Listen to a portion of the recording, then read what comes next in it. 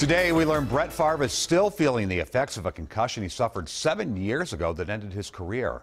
Now, the former Packer turned Viking is telling his story in a very public way.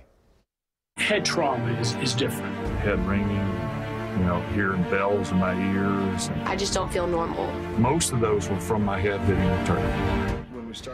This is a cut from Farve's new documentary, Shocked, a hidden factor in the sports concussion crisis. Farve documents his saga and that of a teenage girl who has post-concussion syndrome. The former quarterback, some people say, says people simply do not understand an important factor in concussions. Here's Susan-Elizabeth Littlefield. December 20th, 2010. The roof of the Metrodome had just collapsed, so the Vikings played here at TCF Bank Stadium. Beloved to many, Brett Farve went down, his head hitting the cold, hard ground. How many of these hits Farve has taken this year? The surfaces are really important, that you play on surfaces that will protect you. Now I'm thinking, wow, if I only knew. Now he's making sure others know.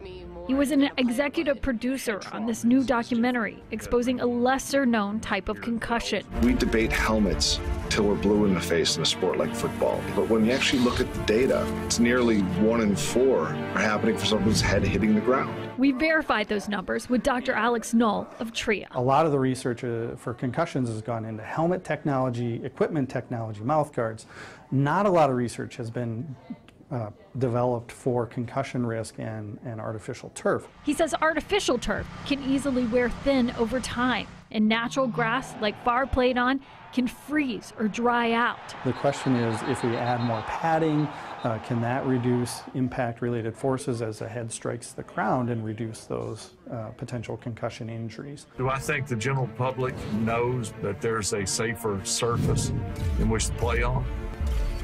No, I don't believe it. A conversation this former quarterback hopes will now be wide open. Susan-Elizabeth Littlefield, WCCO 4 News. Farve also says he will not encourage or discourage his young grandsons to play football. However, he says he'd prefer they play a safer sport.